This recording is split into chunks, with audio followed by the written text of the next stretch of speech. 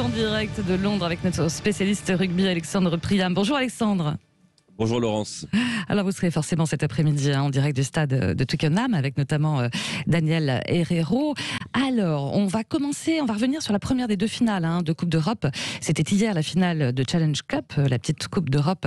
Et donc Montpellier a gagné contre Leicester.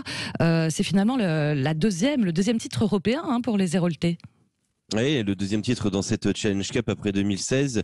C'est aussi une magnifique presque fin de saison pour les Montpelliérains. Il y aura encore le top 14 évidemment à régler. C'est ce qu'ils disaient, c'était leur mot hier. Parce qu'ils ont énormément souffert cette saison, les Montpelliérains. C'était une saison pleine de tumulte avec des entraîneurs virés, beaucoup de malchance, des défaites qui s'enchaînaient. Alors que l'effectif est composé de stars, champions du monde, notamment sud-africains. Ils ont tous été au rendez-vous hier. C'est un match très difficile face aux Leicester Tigers, d'autant plus que c'est presque à domicile. C'est à 200 km d'ici, Leicester, mais surtout, il y avait 10 000 supporters de Leicester. Ça, c'était une ambiance qu'on a retrouvée avec Daniel Herrero, qu'on a redécouvert cette ambiance publique parce que ça n'était plus arrivé dans un stade de rugby depuis 1 an et demi. Et voir Montpellier victorieux à la fin, à l'issue d'un essai de 80 mètres, c'est quelque chose d'assez inouï. Et bravo Emma Cher qui est allé chercher donc le premier succès. On va donc avoir la promesse d'avoir 2 clubs français titrés ce week-end.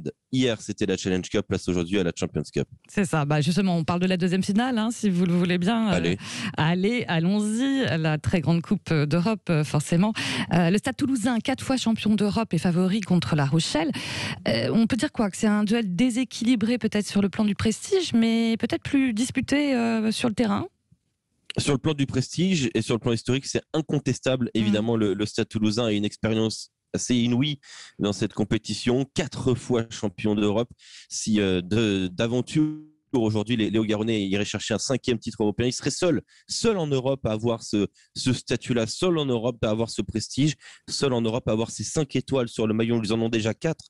C'est 4 de plus que La Rochelle. La Rochelle, c'est 2 tout petits trophées dans l'armoire, 2 Coupes de la Ligue, une compétition qui était réservée pour les jeunes il y a maintenant près de 20 ans. Le Stade Rochelais n'a pas du tout la réussite en termes de trophées du Stade Toulousain, malgré tout pour un club centenaire. Sauf que, effectivement, l'historique rejoint à un moment donné le présent. Le présent sera tout à l'heure. Je joue un petit peu avec la temporalité, mais le présent, ce sera le terrain surtout. Et sur le terrain, c'est plus équilibré que l'histoire nous le raconte. Ouais, mais ça veut dire que quoi, les Rochelais ont quand même, malgré tout, leur chance. Qu'est-ce qui peut faire la différence pour aller au bout? Ils ont tout à fait leur chance, effectivement. Les Rochelais vont jouer leur plus grand match de leur histoire. Ce club a joué le plus grand match de son histoire.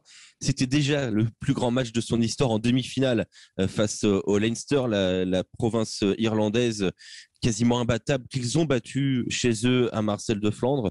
La Rochelle doit faire un exploit, a les moyens de faire un exploit parce que l'expérience et la croissance, ils ont réussi à l'obtenir, ils ont réussi à la construire, les Rochelais, avec des champions du monde aussi dans leur rang. On pense à Tawera Kerbarlo, à Victor Vito, champion du monde avec les All Blacks en 2015. Ils font partie de cette équipe de La Rochelle, une équipe où il y a beaucoup de joueurs aussi de l'équipe de France.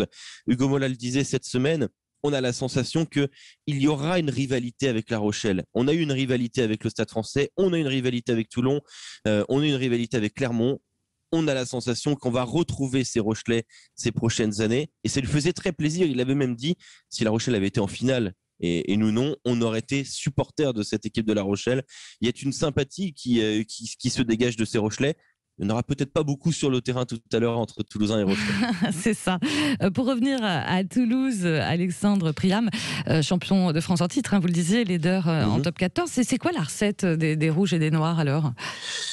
La recette, c'est presque une recette secrète, même si finalement on la connaît tous.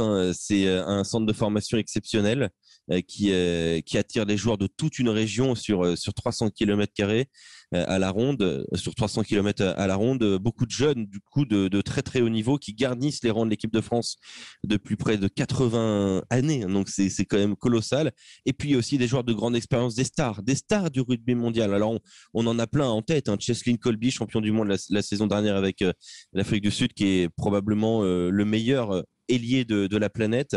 Jérôme Kaino, double champion du monde, qui fera un de ses derniers matchs de sa carrière aujourd'hui au poste de numéro 8.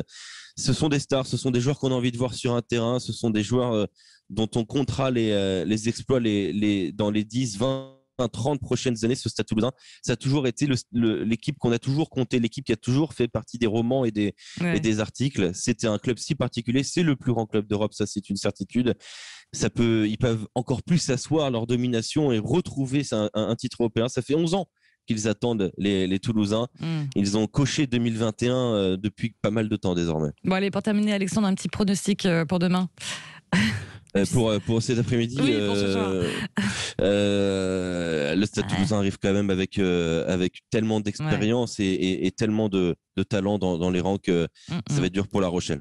Bon, de toute façon, mais ce sera serré. Voilà, c'est ça. Et puis de toute façon, on vous retrouvera demain matin pour commenter ça. La nuit sera courte. Et puis surtout, on vous retrouve cet après-midi, dès 13h. Oui, voilà, pour Sud Radio Sport et Rugby avec François Trio, forcément. Et puis vous, là-bas, avec Daniel Herrero, ça y est, les cordes vocales sont affûtées, là. Réveillé, bah oui, il est 8h13 en Angleterre, on est en retard sur la France, bon, ça va. Ça réveille, ça fait plaisir. Merci beaucoup Laurence. Et forcément coupe diffusée en direct forcément sur Sud Radio dès 17h45 à 2.